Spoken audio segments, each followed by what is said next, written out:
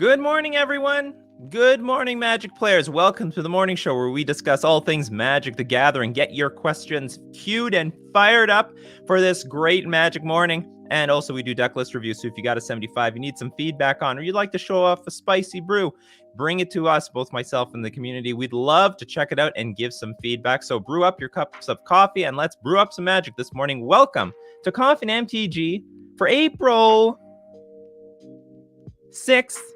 2021. Oh God. This is hold on, I gotta say happy birthday to my wife, or she'll fucking kill me. Let's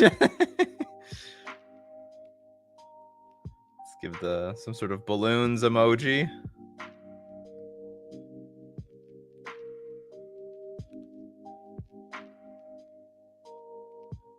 Gotta give a cake. I'm going to be dead.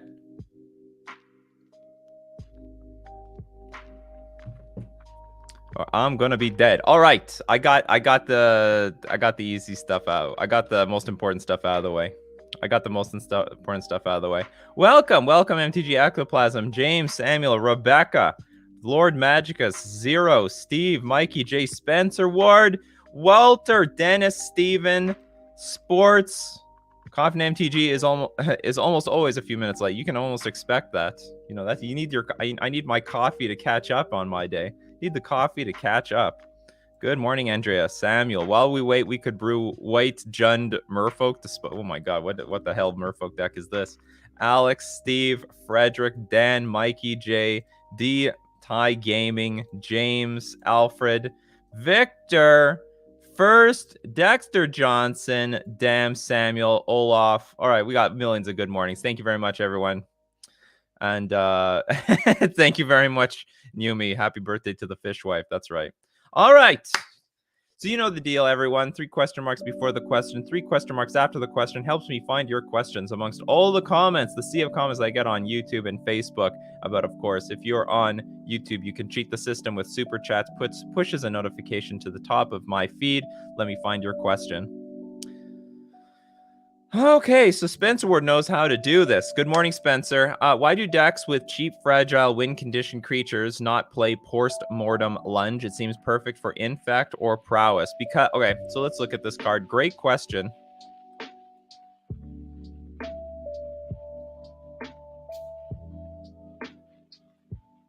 I mean, okay, technically they could play this if they wanted to, but the thing is, okay, take Infect, for example. It would need to win immediately that turn. Return target creature card with converted mana cost X from your graveyard to the battlefield. It gains haste, but you have to exile it at the beginning of your next end step. So this is ideal for decks that will definitely win immediately on that very turn.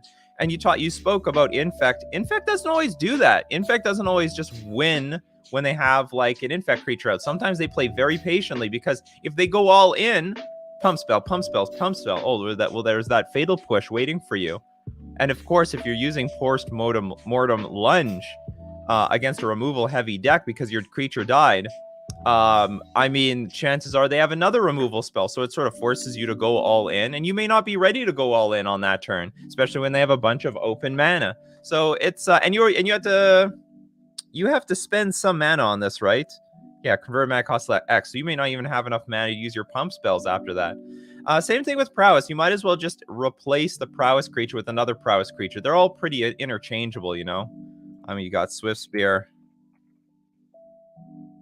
You got Soul Scar Mage. You're gonna have Clever Lumimancer soon.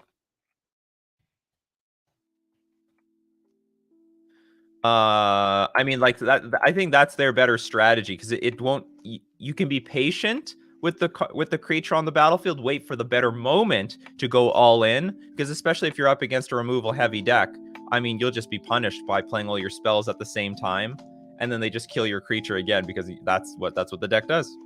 So anyway, I think that's why they don't play that thing. It's only good if you're bringing back 2 creatures that definitely combo kill on that turn.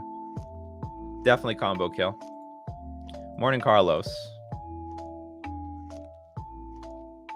Oh, this sounds like bad news. Missed a physics exam yesterday. Probably going to get a C in the class now. Should I quit college, go pro magic? Definitely don't go pro magic. Going pro magic is like almost equivalent to quitting life. That like I'm going to make it clearer to everybody. There's like almost no magic pros in the sense that they make money off the game. There's some money in content creation, but there's definitely no money in playing the game. Unless you're like the top 0.00001%, and I'm not even that. Best matchup against Blitz. Best matchups against Blitz. All right, let's go to the good old MTG MTG Goldfish website. Let's go to Modern. Let me give you my picks for best matchups against Blitz. I actually don't know if Jund Shadow does that well. Maybe because they have a lot of removal, and then putting just like a giant Tarmogoyf in front of the prowess creature is probably pretty good. Like a 4/5 or 5/6 Tarmogoyf is not something the prowess deck wants to deal with. I also don't know what the matchup is for Amulet. I imagine Amulet does okay, but I'm not sure because they've got a lot of blockers. They got a lot of ramp. When a Primeval Titan hits the battlefield, they're fucked anyway. Similar to like Burn. Eldrazi-Tron, this is a great deck against Blitz. I think Eldrazi-Tron eats the deck up. Just easy clap. I'm gonna actually go back. I'm gonna say Jund Shadow probably has a good matchup against Blitz. A lot of removal, a lot of big creatures to put in the way. That's what you want. Eldrazi-Tron doing very well. I think maybe this will do well as well. The basically blue Living End deck. So here's the deal. Like, if Blitz only wins if their creatures live. If you have an abundance of removal that kills other creatures, that deck doesn't do shit. Like, it just doesn't do anything. They need to connect with their creatures. And when you have instant speed Living Ends wiping out all their prowess creatures, that hurts them way too much. So I imagine that this is the Living End deck wants to see any deck that's dependent on creatures. As for control, I imagine it's close. I don't know if it's great. It might not be terrible. Probably is poor, though. It's a control deck. Death and Taxes, I don't know. Jund, I imagine, does good. Because, again, an abundance of removal is what you want. And some big chunky creatures to put in the way. Stall the game. That might be it, though. Everything else looks not great. I don't know what 4-color control is like. Looks like Clunk City to me. Clunk City. I mean, if you can get this Omnath out, that's pretty juicy. But those are my picks for like the decks that I think do well, which isn't a lot, you know. I didn't really name a lot of decks here. I think it does great against everything else. Burn also actually has pretty good game because they have like every burn spell is basically a removal spell at the same time. Yeah, Blisswipe Prowess hates board wipes because if you kill the creatures, the deck doesn't do anything. Like the power is in the creatures. It's not like Lava Dart deals a lot of damage. Like the strongest burn spell is Lightning Bolt, and then that's it. And then the rest is just cantrips and I mean, Mono Red Prowess is a little bit different. Mono Red Prowess, they actually do have more burn spells. They have Firebolt. They can play a Botch, and then those little burn spells add up to a lot. But yeah, they're super dependent on their creatures. You kill the creatures, you deal with the creatures, you deal with prowess. That's for sure. But I think we were talking about Blitz specifically. Is it Blitz? Have you tried Stoneforge in Blue-White Merfolk? I did a long time ago, and it failed because there's no way to get through damage with our Batterskull, and we had no removal. But that was before Maul of the Skyclaves. And I was like, which one is this? Now, since Maul of the Skyclaves, I should try this again. Especially since I think there is some merit to going blue-white in the first place anyway. Maul of the Skyclaves, ETB. Attach it to anything, so cost like no more additional mana. Equipped creature gets +2/+2, has flying and first strike. Just put it on the Lord. That's not bad. 4/4 flyer. That's pretty good. That's pretty good. So anyway, I didn't try it, but I should be playtesting it. James, did we not get any good Merfolk or Merfolk Wizard cards in Strixhaven? Nope. I didn't see anything. Got nothing. Oh, we got shit. Does anyone have Modern Horizons 2? Leak? There's a leak. Let's talk about the leak. Fuck, that's not the leak. I was fucking trolled! I just got trolled. Phyrexian Thoughtseize. As target player reveals their hand, you choose a non-land card from it. That player discards the card, you lose 2 life. So you lost 2 more life. Fuck it, make it an instant too. Oh yeah, now it's an instant. You know what? It's not bad to be trolled here. I'm getting fucking trolled like crazy. Hold on. Can we just go there? Where am I? Hold on. Modern. It's probably in Modern Magic. I heard there was a leak. Okay, here's the post. Take it with a grain of salt with all such leaks, but this guy has a history of either being right on the money or extremely close with the predictions. Where is it? Where the fuck is the leak? Is it gone? Oh, here it is.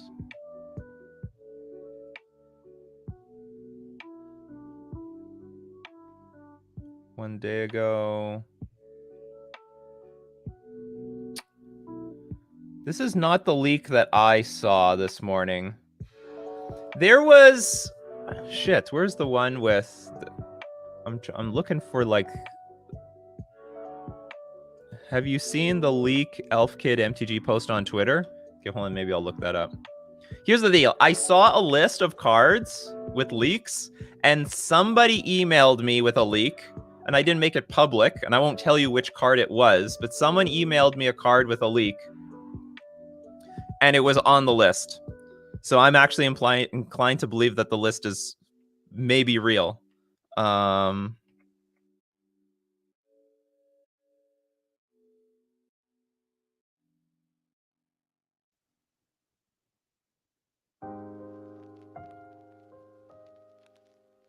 it's Elf Kid MTG.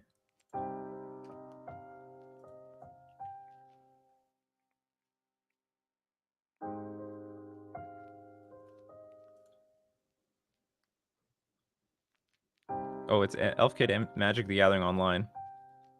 Okay, there we go. This is what I was talking about. This is what I saw. Okay, this is what I saw. This, I'm not gonna say what card it is because I don't want to make any influence because I'm like I get emailed. It's like people try to email me leaks all the time. I wouldn't say, well, all the time is a bit of an exaggeration. People email me stuff. And sometimes, it's sometimes right on the fucking money, and sometimes it's not. But one of the cards on this list was emailed to me. One of the cards was on this list. Too bad Counterspell's not on this fucking list. So anyway, let's look at the list. This could end up showing up in Modern Horizons. Recruiter of the Guard, Council's Judgment. Very interesting card. I wish I could split screen here. I can though. We can do this. Here, let's split screen. Because I want to look up these cards at the same time.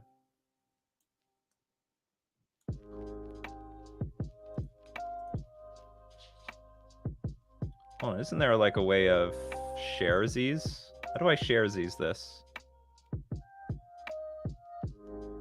There's like a Windows shortcut for splitting the screen up.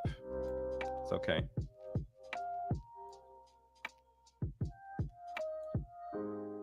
No, maybe we want to squish. I'm going to squish this. Sorry for the setup. All right, let's look up Recruiter of the Guard.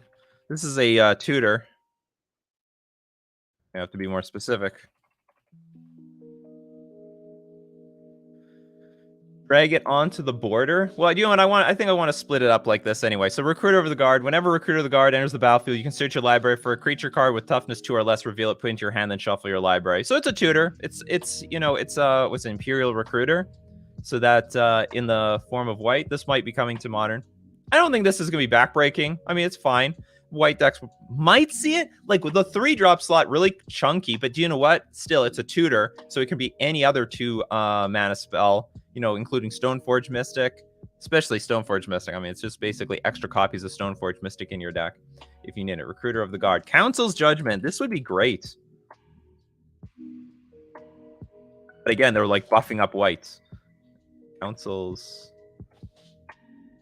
Exclamation point. What the hell? Yeah, no E. Okay, Council's Judgment. Will the Council start with you? Well, basically, for 3 mana in a one-on-one game, you basically exile anything you want on the battlefield because you get precedent.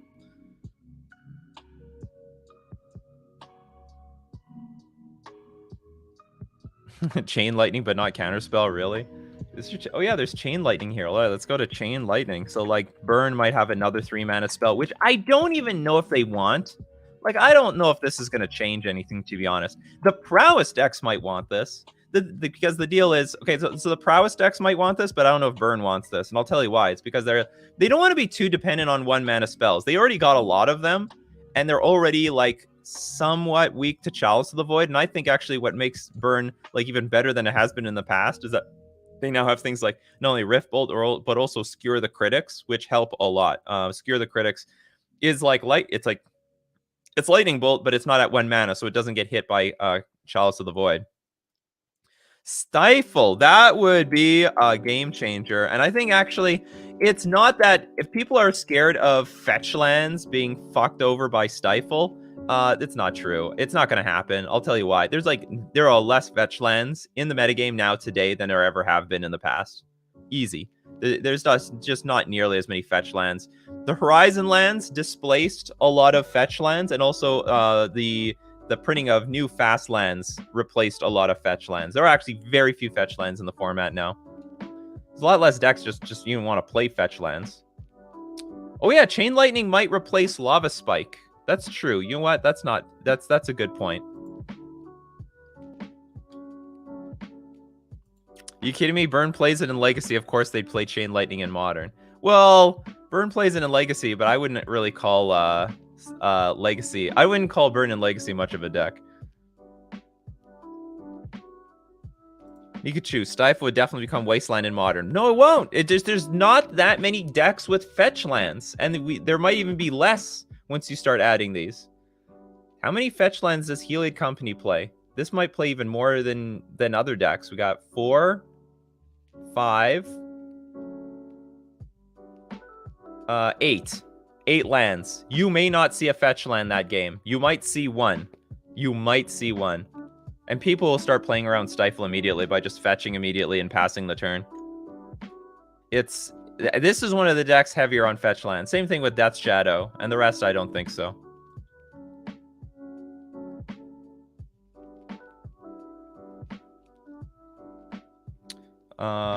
Let's get back here. So anyway, but Stifle will have a huge application because there's a lot of like engineered explosives. There's a lot of like planeswalker abilities. There's a lot of Primeval Titans. There's like, I think it's going to have like a good effect. I think it's going to have a very good effect on the metagame. We don't have many ways of dealing with activated or triggered abilities in Modern, like almost nothing. You got Tail's End. Tail's End. You got Aspiring Spike who loves Tail's End. And I think, well, I can't say this is going to be better because it doesn't technically counter, Planeswalkers. This one can counter Planeswalkers. But I think if you're a fan of Tail's End, you're going to really be a fan of Stifle. Stifle is definitely going to see play. Standstill. Hard to tell if this will see play. This would see play if Modern was slower. I think this is going to be good against...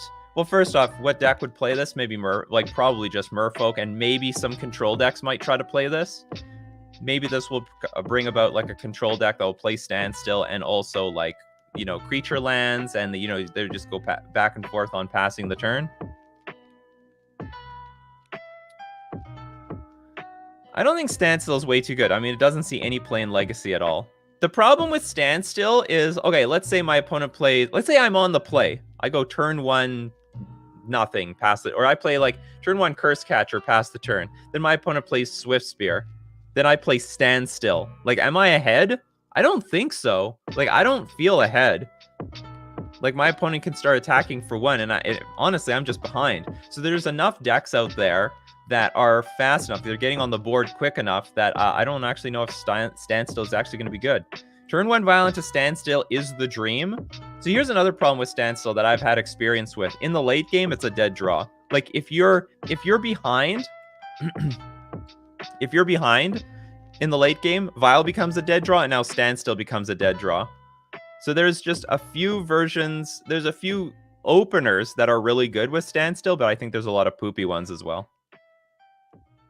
Control might like... Some versions of Control might like Standstill, because then you can't play Planeswalkers. But anyway, we'll see what happens. We'll see what happens. Standstill. Him to Turok.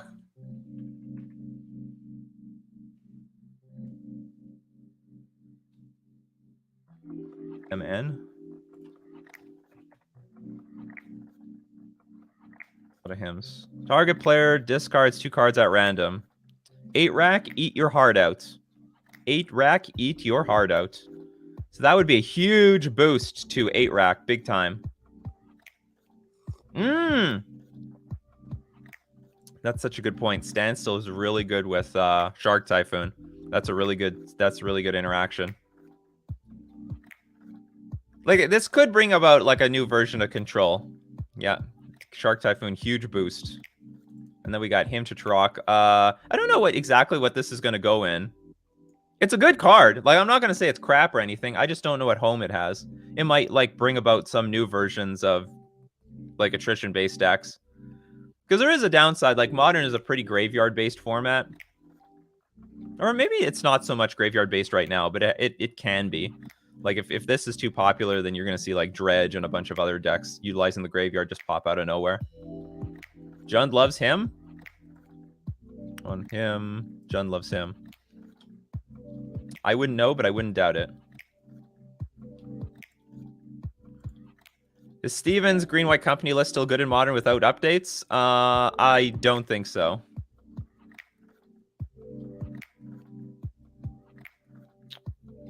Legacy Shark still is a thing.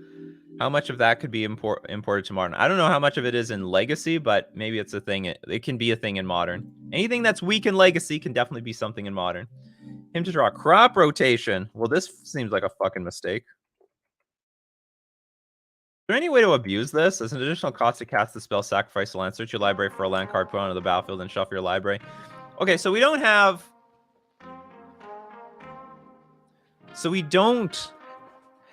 Dark Depths unbanned. So is this fine? How do we abuse this if Dark Depths isn't a thing? Oh, is this like more ways of we're going over a leak, a supposed leak of Modern Horizons 2, and I was emailed a leak, one card, and that card is I get a sense that maybe there's some truth to this list. But I take all emails, all leaks I am emailed with a grain of salt. I just think they're all bullshit until I see it with my own eyes. Sometimes they're true, sometimes they're not. Tron Ruse. I don't know if Tron uses rotation. I mean, in the late portion of the in the late portion of the game, I don't know if they want to leave blowing up their land. I'm sorry, they don't want to blow up lands early in the game. Maybe it could use it late in the game, but that's not when it would be most useful to them. Red-green Valakut to find a Valakut? I don't think that's important because they can just search for Valakuts. They have a lot of tutors for lands. Oh no, maybe they don't.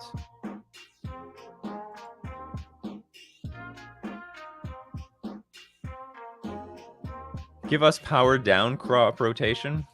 Okay, so what's next here? Shardless Agent. This should be very interesting. I think this is very much a Modern card. I don't think it's OP. Doesn't even see much play in Legacy anymore. I think this is within the power level of Modern. It's just value. And you know what? It's Simic value, which, you know, outside of like Uro, doesn't see a whole lot of play. So this might help boost Simic decks. I think this looks like a very good include in Modern, if this is true. And of course, people are going to try to live the dream. The dream people. You know what the dream is? This is the dream. Bloodbraid Elf. Into the Shardless Agent, into some other random crap. Maybe Ren and 6 or something. Oh, this is actually interesting. Isambu recognizes that, you know, now if Tron mulls to 5 and then discards two Tron lands to the him, I mean, it's basically LOL. This might be a really good card against Titan and Tron decks. So any decks that mulligan aggressively for a good hand, they're going to get fucked by this card. They are just fucked. I didn't think about that. That is such a good point, Isambu. Or Isambo 400.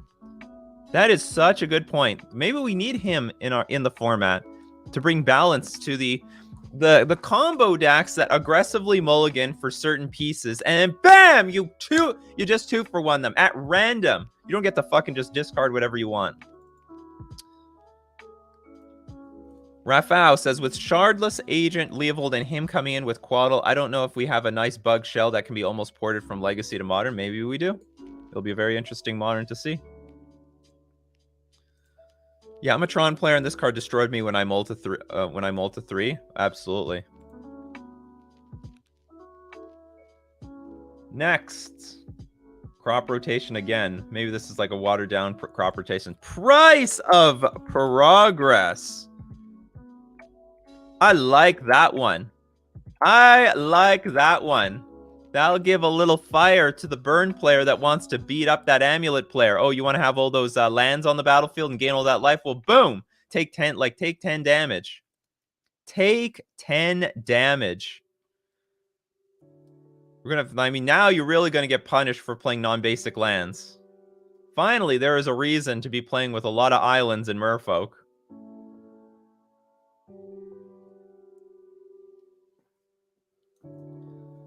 I think, well, I don't know about the, well, sneak attack I don't know about.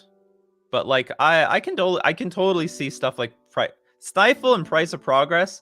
People are overrating Stifle. Like Stifle is totally a modern playable card. Price of Progress might be strong. Like I would say this is on the strong end, but I think we could stomach it. Like, yeah, everyone's complaining about Tron, about Amulet, about like all these super powerful decks, right? Well, this is the answer to them. Like now, Shadow literally is a little out of control. Shadow has been like top tier for a very long time. Now they have to play around. Now they have to think about, okay, if they take their life total too low, then they're going to get murdered by this Price of Progress. You know, they have to account for, okay, I have this many non-basics in play. Can I survive a Price of Progress? You know, this seems like an excellent answer to Amulet Titan, to Tron, to Eldrazi Tron. I think that's about it. Death and Taxes won't get hurt too bad.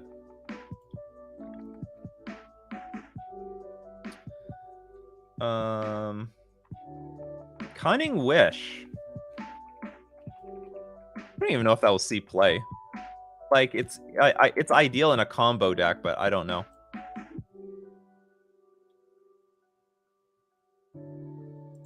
With Amulet normally having so many lands in play, with Dryad, is Amiria the Sky Ruin a potential add to the list? I don't...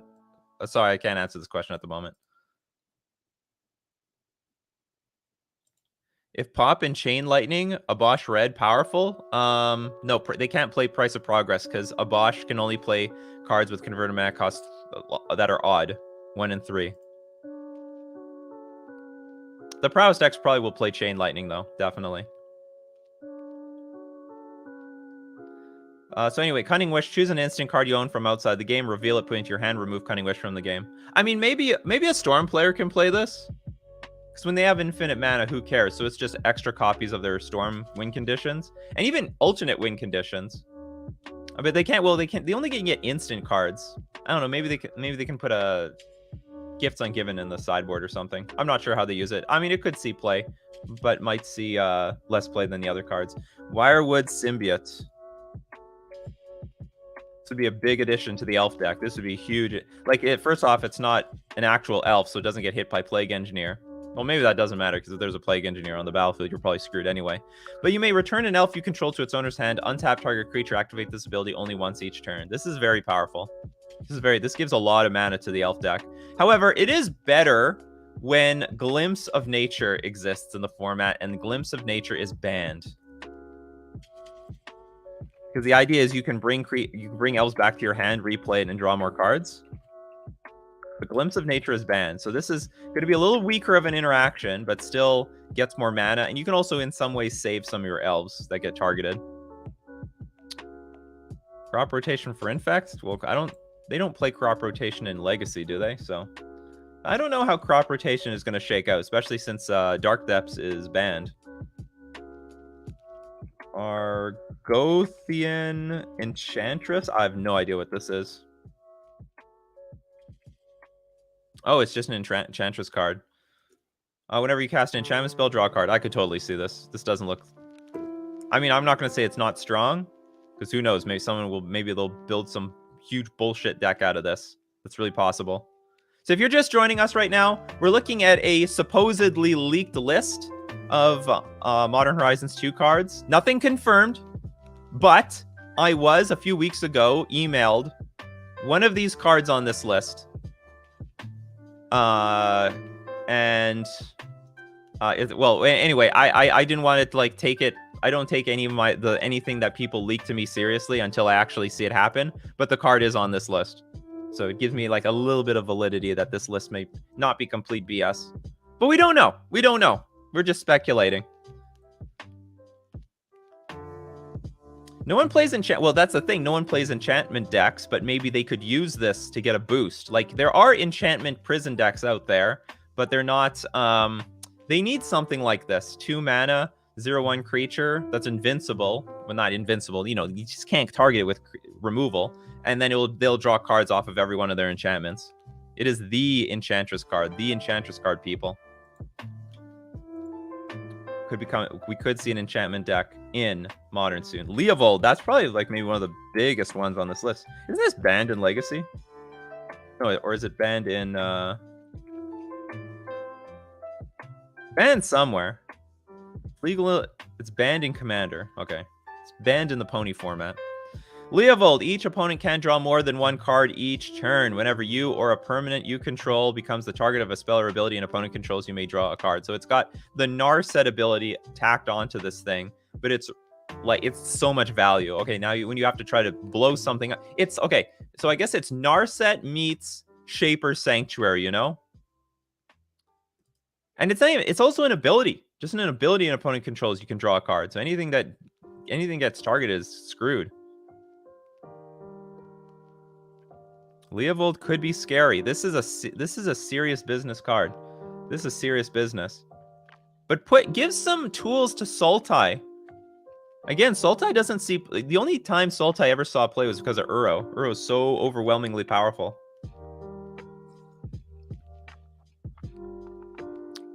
So I think one thing that's going to hold all the Simic cards in check will be Blood Moon, for sure. Like, if you want to play a Sultai deck, you might have an amazing deck, but you still could get Blood Moon out of the format. Thoughts on Mono Red? Mono Red is great. Mono Red is going to get even better with if any of these cards are true. If Price of Progress is true, if Chain Lightning is true. You know what? To some degree, I'm pretty happy with this list, because I think this list blows up all my worst enemies. I think that's how I feel about this list. It's actually a good list for Merfolk. All these cards... Like, I don't care about Price of Progress. I don't care that much about Stifle. I don't care about Chain Lightning or Council's Judgment or any of this other stuff. But there's a lot of other decks that do care about this. Well, he dies to Bull, but you lose a card. Because they're going to draw a card off of it. Did Shadow have a Sultai build? They didn't. Because they always needed... well, I mean, there was the 4-color Shadow deck. Or the 5-color decks. That's the closest. Because Shadow always needs red for Temur Battle Rage. Always. Always, always, always. Yeah, we're going to go Sultai Merfolk. Just jam that Leovold in there. Why not? I don't know this card. Sanctum Plate. Oh, this one. ETB, choose a number. Non-creature spells with converted mana cost equal to the chosen number can't be cast. Holy fuck, this could really screw some prowess decks. 1! This format would no longer feel like Modern to me. I think it would still feel like Modern. It'd be okay. I don't think this card is broken. It's a bit strong. It's a card. Again, remember, the Death and Taxes decks, they have a lot of stuff at 3 mana. So it's tough. It's really tough for them to squeeze everything in there. You can only have so many 3 mana cards in your deck.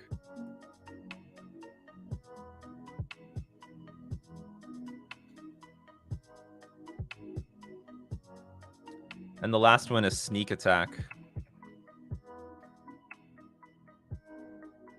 Like, Through the Breach doesn't see a whole lot of play. I think this is very well in line with the power level of Modern. I think Sneak Attack might make a fine addition to Modern. I don't think this is that dangerous. It might be really strong. Or I would say it would make... The decks that play it will be strong. But I don't think it'll be OP.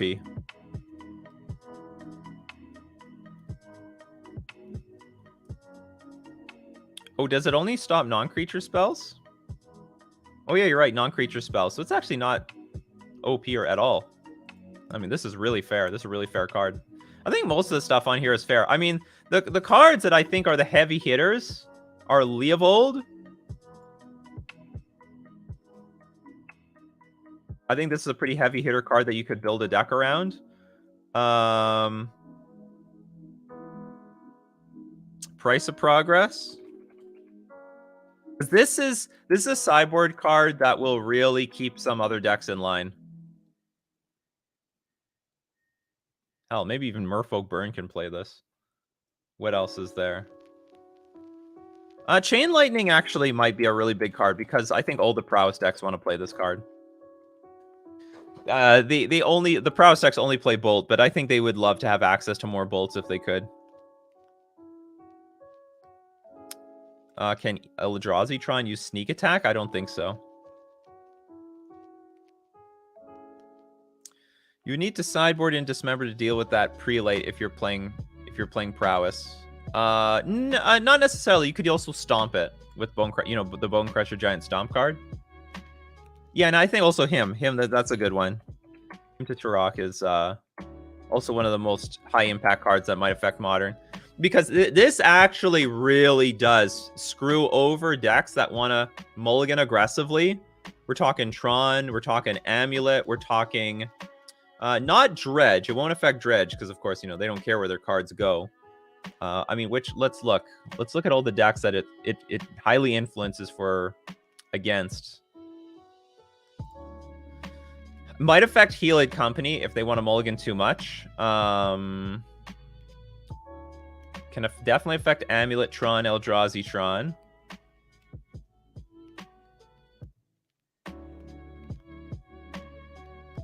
I don't know. Maybe it won't affect Hammer Time by very much. So it might be too late. Might affect Burn because they just want raw cards. But then maybe it won't work because you're taking your turn off. Scape Shift, they want raw cards. Titan Shift as well. Inverter, it would hurt. It might affect Storm, pending what goes to the graveyard, but they also like their cards. Like some of these decks, they just need a certain density of cards to work. It would probably hurt Devoted Devastation a little bit. I don't know, maybe that's about it. Well, Ad Nauseam is gone. Gone. Hey, we're 0.6%. Yay. This list isn't too terrible. I've seen folks talk about Monarch cards like Palace Jailer and Modern, and just, yeah, it's not that big of a deal. I don't think it's that big of a deal. Red Blue Delver has almost everything from Legacy if this list is true, except Ponder and Brainstorm, which is the most important thing for Delver. But doesn't mean you can't build like a blue-red deck without Delver. Like, or you could, yeah, blue-red. You could build something with like Swift Spear, Soul Scar Mage, Sprite Dragon, and then all these cards. Probably is more than good enough. What if they reprint Phyrexian Altar? I don't even know what that is.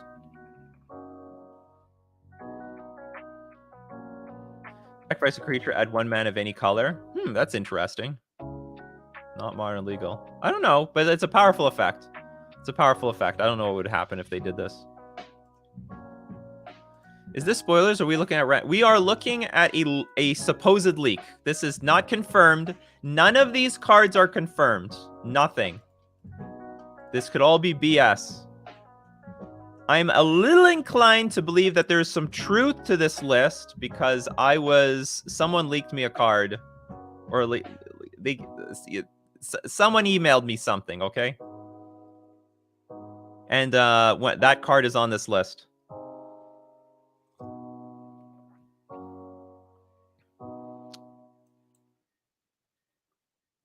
Well, I've played Standstill in Legacy, and maybe it's like just really bad in Legacy, but Standstill is not the be-all, end-all. I don't know if it's OP. Because Standstill is only good if you're ahead. Like, if you go the turn 1 Ether Val into Standstill, that's great. But what if you don't? What if you go turn 1 Benthic Biomancer, then my opponent plays turn 1 Swiftspear, I go Benthic Biomancer, then they go Sprite Dragon. Do I want to play Standstill? Like, Standstill only works if you're ahead.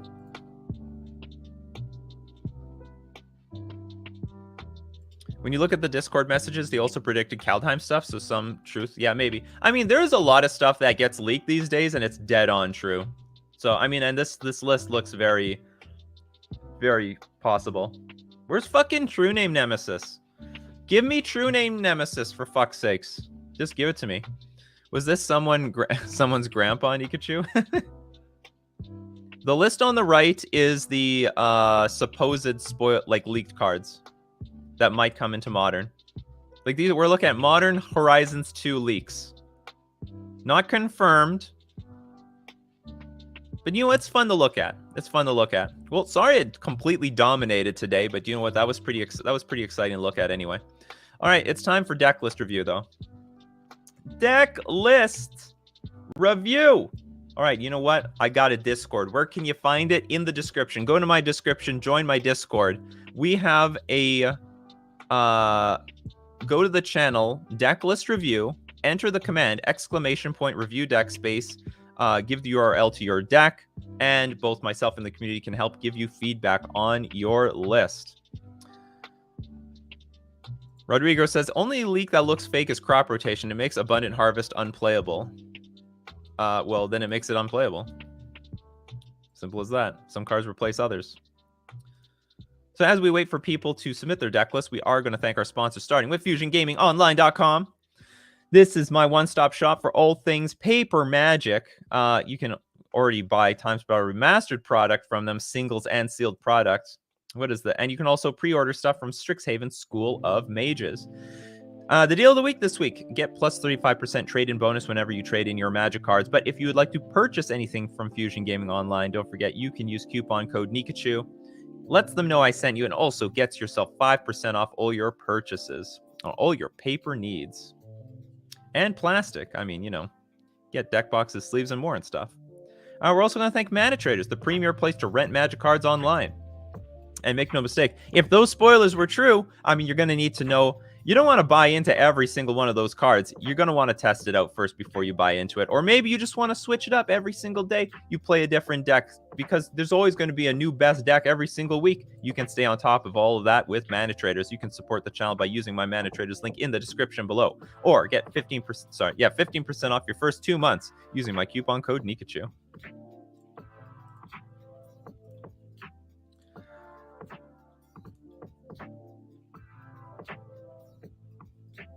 Sanctum Prelate? I don't think so. For 3 mana, it's not a very... maybe they could play that card. Maybe as a sideboard card. It doesn't look like it would be completely overboard. It doesn't look that OP to me. I think it's fair.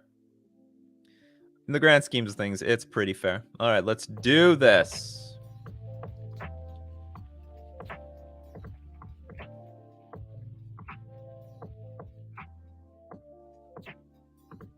If you're watching live or watching watching the replay, let me know which card leaked you're most interested in using. Oh my god, what's with the error? The Nightbot doesn't work anymore. I'm gonna have to do this the old-fashioned way. Error connecting to web proxy service. Oh, it worked this time. All right. Affectionate Isopod. Congratulations. Your next one on Decklist review. Pauper Grill Ramp combo? I'm not sure. We'll find out. All right, everyone, get your Pauper caps on. Get your Pauper caps, because I'm going to need the help. Lumberjack Stompy by Oh God Why. 36 ticks. It's more expensive in online than on paper. Okay, we got Orcish Lumberjack. Sacrifice a forest to add 3 mana in any combination of red or green to your mana pool. Cool. Tinderwall. Sacrifice Tinderwall to add red mana. Play this ability as an interrupt. Sacrifice Tinderwall to have it deal 2 damage to target creature it blocks. Seems very specific. You have my Elder. When it dies, you may search your library for up to 2 basic land cards, reveal them, put them into your hand, then shuffle your library, sacrifice it, draw a card. Crimson Fleet Commodore. Trample. When Crimson Fleet Commodore enters the battlefield, you become the monarch. And it's a pretty big creature. Sorulf Packmate. Enters the battlefield, draw a card. Has Foretell. Okay. 3/3 creature. Voracious Typhoon. Escape. Exile 4 other cards from your graveyard. It escapes with +1/+1/+1 counters on it. Arrogant Worm. Trample. Madness. Oh, the good old Madness. Lifecraft Cavalry. Trample, ETB with 2+1/+1 counters on it if a permanent you controlled left the battlefield this turn. So it's like a ramp stompy deck, right? Trample. So now we get to see the big creatures. Yeah, Trample and has Madness, Sporting Party, Haste, Cascade. Oh yeah, okay. Faithless Looting, Lightning Bolt, Ash Barrens, Forest. Hopefully you have enough mana. Is anyone familiar with this deck? Wino Manamorphose? Do they need it? So we got Sideboard Electrickery, Flame Slash, Gorilla Shaman. Oh yeah, classic Gorilla Shaman. F all those artifacts. Scattershot Archer. Deals 1 damage to each creature with flying. Probably good against like what, Delver and Fairies and stuff like that. And Feed the Clan. You gain 5 life, but you can gain 10 life if you control a creature with power 4 or greater. Yeah, I think the combo, like, yeah, I don't know what exactly the combo is. Like, I just see it as, like, you stall the game a little bit early, but then you ramp into, like, these really big creatures and stomp them down. It is still, like, a stompy deck.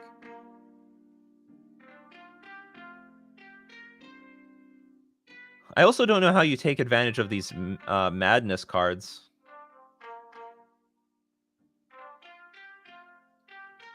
Because there's no way to discard, right?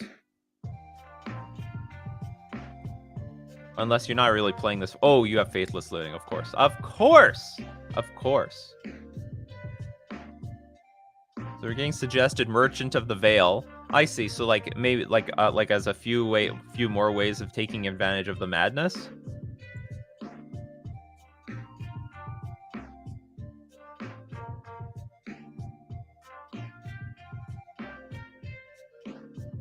Yeah, Madness does go with Faceless Looting.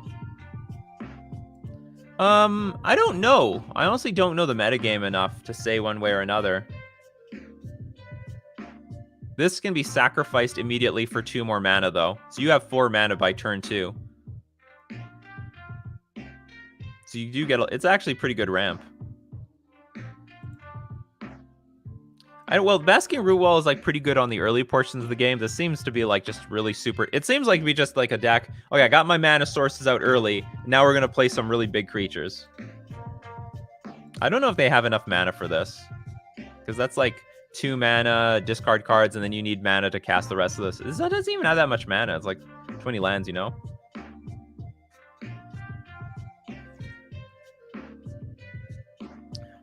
But I depend on all of you to give good advice. What say you? Does this deck need ramp? For all the pauper players out there, like better ramp, more ramp. Like we could still cut some cards. It's still a pretty high curve, you know. This is 5 mana. This is 5 mana. I don't know if when you Tinderwell, when you sack the Tinderwell, I mean it's gone. I mean it's just gone. Like you get like 1 shot of mana and then that's it. This deck doesn't really have a way to defend itself from the better aggro decks or haste to close out games. I think I like removal like pawns of cards to make a good mid-range list. So maybe we need, at the very least, 1 more mana ramp card. This is not bad. Like 3 mana is a lot. So you can generate 5 mana next turn. Do turn 1 mountain, turn 2 forest. Sack the forest. You have 5 mana. This one can create a lot of mana. Bonder's Ornament.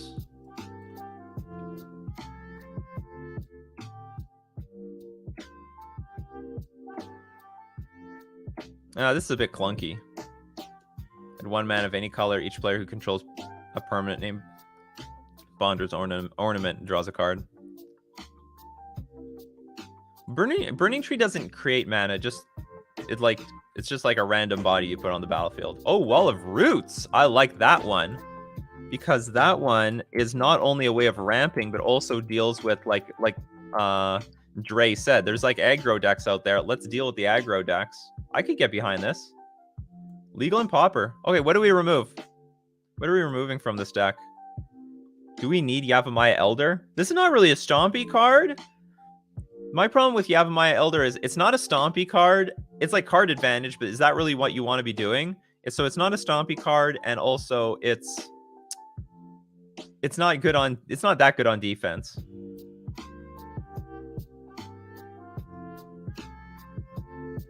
Maybe it's okay on defense because you block and you get a bunch of lands. So maybe it's not that bad. Yavimaya can go. I'm second guessing the Yavimaya, but maybe it's still the card to go. Okay. So we'll remove 3 Yavimaya, add in 3 Wall of Roots. Well, it's like sort of ramp, but not, well, it's not ramp, but it's value. Well, we do have fetch land. We have Ash Barrens. Well, I guess that's not a fetch land. There aren't many fetch lands in Pauper. This is Pauper, people. If we're into Tinderwall and Wall of Roots, I'm here for playing Overgrown Battlement 2.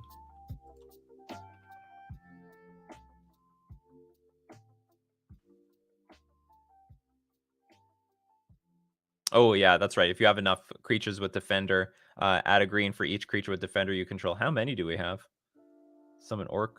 What is Tinderwall? What is the Oracle text here? Plant Wall. It does have Defender. So maybe Overgrown Battlement is even better than Wall of Roots in this specific instance, since we're already playing with a creature with Defender. But I think that's about it. I don't know if I want to take away the top end of this deck. Although I don't know. I haven't played this deck. But I think 12, whereas this is 11. I would push it to 12. I don't know the last card we would remove, and I think that would be enough mana sources to reliably like keep dishing out these big creatures.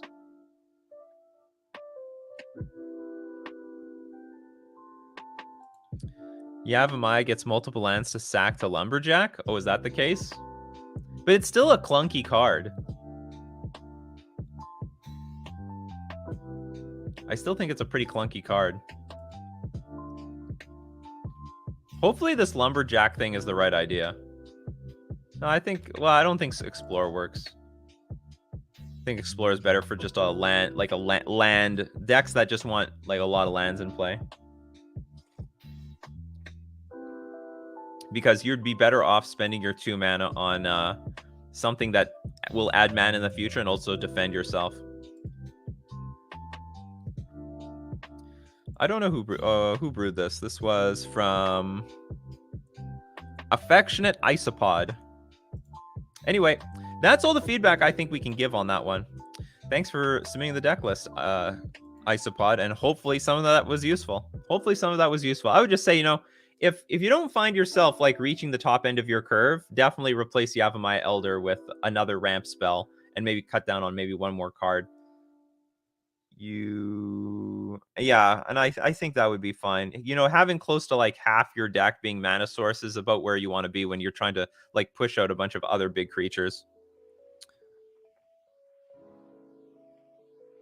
All right, next deck list. Next list.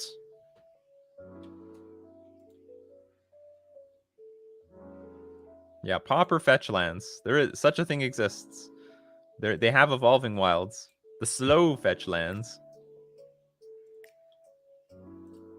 Another error. Stop erroring me.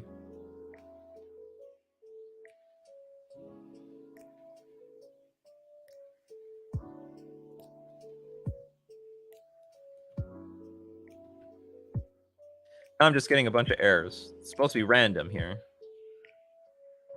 Okay, we got it. Chax. Congratulations, Chax. You are the next contestant with Decklist Review.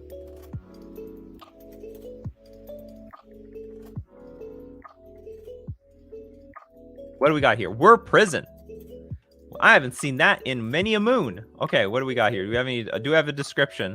Looking for ways to improve the matchup against Control and Tron. That's all they want to know. So that is our purpose here. We just want to improve the matchup against Control and Tron. Good question. Well, you got to Teferi Time Raveler. I think that is a spot in the right direction. So we got Emery, Teferi, 4 Karn the Great Creator, 4 Whir of Invention, 4 Chalice of the Void. And against Tron, you want to play this on 1. It's actually quite good against Tron.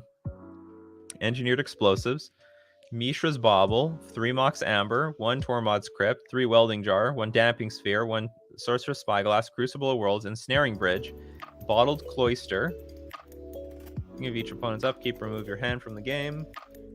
Face down, at the beginning of your upkeep, return all cards removed from the game with Bottled Cloister to your hand and draw a card. I can't remember how this interacts. Okay, hold on. At the beginning of each opponent's upkeep, remove your hand. You lose your hand, but then you get an extra card. So you have no hand on your turn, but then you get an extra card on your turn. At the beginning of your upkeep, return all cards removed from the game with Bottled Cloister to your hand, then draw a card. That's right. Got Glimmer Void, Adventurous Fair, Ipnu, Rivulet, Island, Seachrome Coast, Spire of Industry, Tectonic Edge, and Talaria West. The sideboard, we got Engineered Explosives, Liquid Metal Coating, Sorcerer's Spyglass, Spell Sky, Torpor Orb, Ashiok Dream Render, Ensnaring Bridge, Unmoored Ego, Jester's Cap, Witchbane Orb, and Knowledge Pool. How to beat Tron?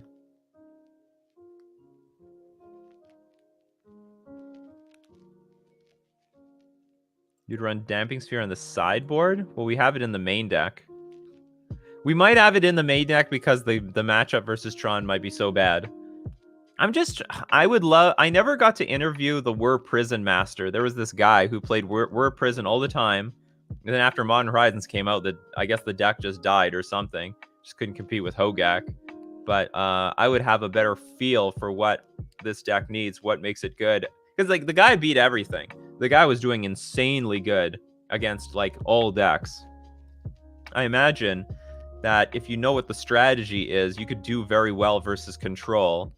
And if you know the strategy, I don't know what the Tron matchup, because the problem with Tron is Tron just can overpower some decks really well. Defense Grid for the Control matchup.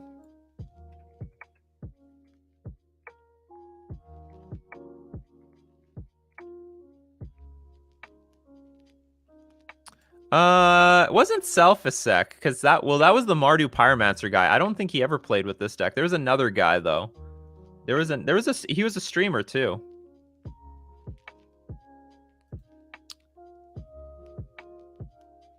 What's funny is you're not running. Well, you don't need to run Urza, so you have no combo kill. The deck is just basically trying to win with Karn. Like Karn can turn your artifacts into creatures, for example.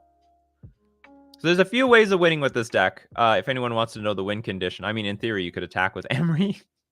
That's not the point. You could, at the very least, you can mill your opponent out with Ipnu Rivulet. Sacrifice a desert. Target player puts top 4 cards of their library into their graveyard.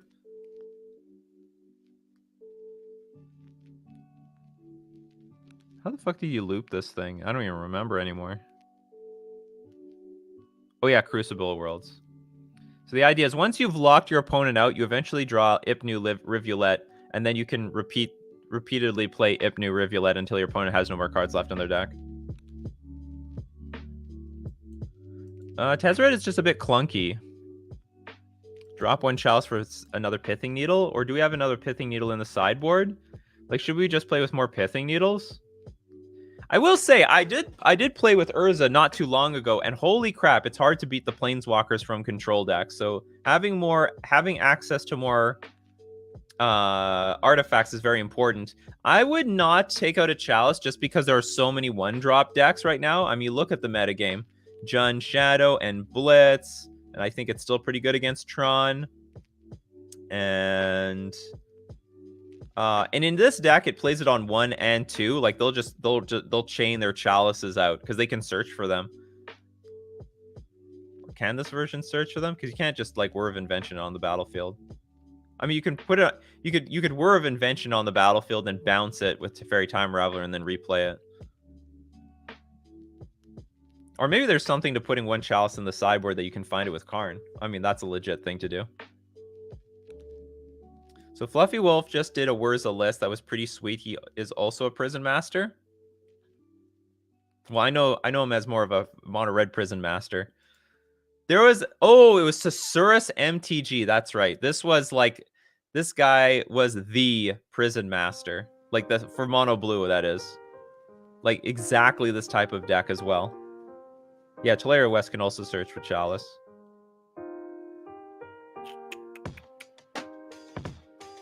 Well, how about this? Let's play with less than Snaring Bridges. Like, you can Whir of Invention this thing out. Who cares? So maybe play with less than the... So, I mean, okay, I agree. Let's put more Pithing Needle effects in here. But how about we put in more, like, Sorceress Spyglass ones?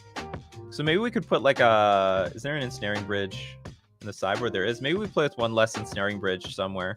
And then play with another... not Damping Sphere, Sorceress Spyglass. Because this is a card that is going to be fine against not only Tron... but also it's fine against Tron, and it's also good against Control. The deal is, I think the genuine, maybe some Field of Ruins for Tron. The genuine thing here, I know, is it's not about the cards, it's about the strategy. And I'm sure that there is a particular strategy that you need to employ in order to win with this deck. I'm just curious. Hold on, let me go to YouTube. I'm just wondering, did Thesaurus have a YouTube channel? Because if he didn't, then all his VODs are gone.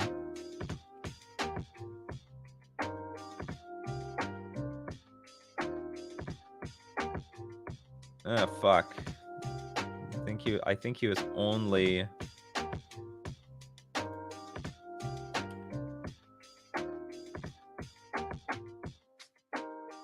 No, I can't find anything.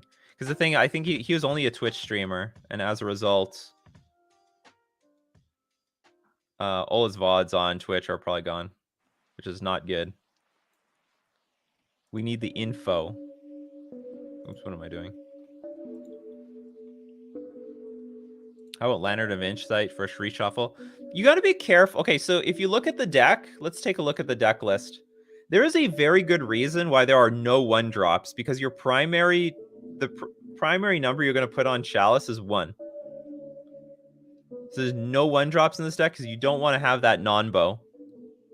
Now, I have played against this deck where they go Chalice on 1, Chalice on 2, Chalice on 3, Chalice on 4, but the primary number you're putting Chalice on is 1. So I'm like, if I'm going to play another Sorcerer's Spy, like if I want to play Pithing Needle, I might as well just play the second Sorcerer's Spyglass. How many Cavern of Souls you need in Merfolk? Anywhere between 1 and 4 is fine. You can play 0 right now. There's not much control at the moment. So like Lantern of Insight is a big non-bow with the rest of this deck. We're just trying to beat Control and Tron. Probably the hardest matchups. I don't know what the Tron matchup is like. I can see like maybe against Control it's difficult because they can just counter the very few specific spells that matter and then like let everything else go because it doesn't matter.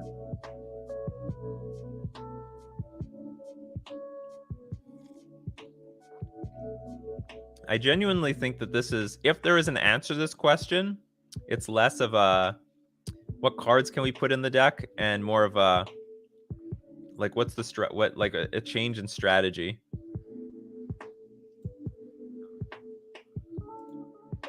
Gear Peer Aether Grid.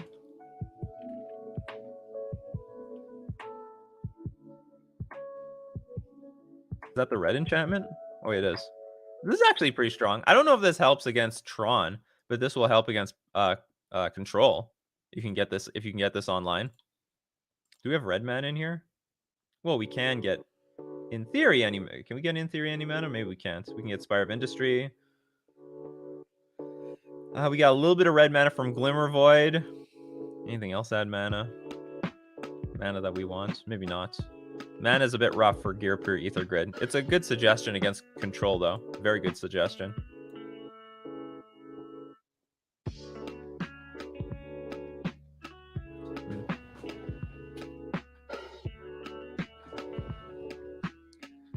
What makes Tron hard? Karn the Great Creator and Blast Zone. What makes Tron hard is Karn the Great Creator and Blast Zone. What makes Tron hard is just a lot of mana very quickly and just very backbreaking spells.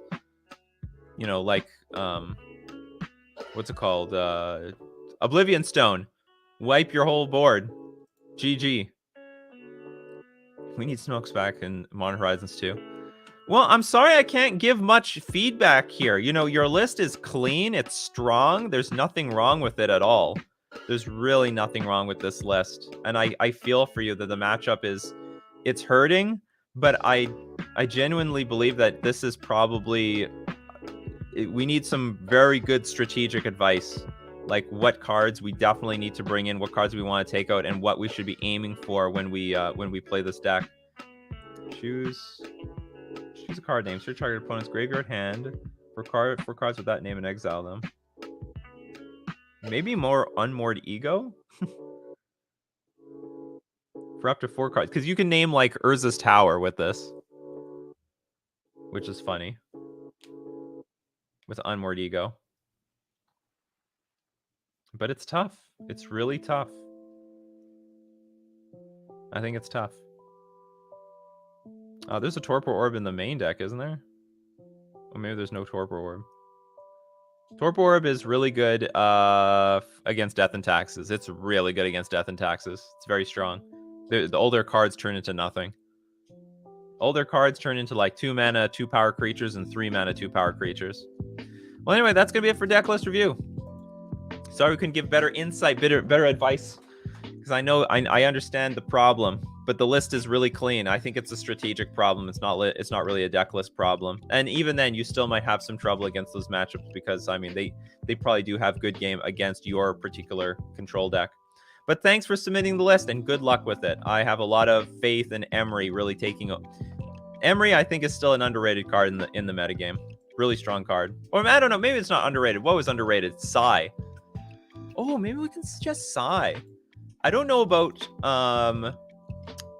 for the Tron matchup, you know, we can suggest that. I played recently with a Urza deck. Oh, there it is. And this card was OP. And actually, this card just goes into this deck perfectly. Whoops. So maybe I do have some suggestions. Like if you can get Sai to resolve versus control, you'll probably crush them. Like, they have to, like, remove this thing, and they might not have that much removal because, like, what are they going to remove? Like, for, like, creature removal. Maybe they'll keep some stuff for Emery, but they're not going to have, like, tons. So I think Sai might be a decent card. Is that in the sideboard? It's not. That might be a decent card for the control matchup. Because it's really, really good. It's really good. And you can sacrifice artifacts and draw cards. I don't know. I hope that it's going to be good. That's my only suggestion. I really don't. I still don't have any answer to the Tron deck. But that's going to be it for Coffee and MTG today. Thank you very much, everyone, for showing up. As usual, if you want to watch the replays, you can find them at my alternate YouTube channel, Nikachu MTG Streams. If you want to support the channel, you can always leave a sub at twitch.tv/Nikachu MTG, or become a patron at patreon.com/Nikachu MTG, or you can join on YouTube. It's all good. Everything is good. If I didn't get your comments, questions, or deck list, don't worry.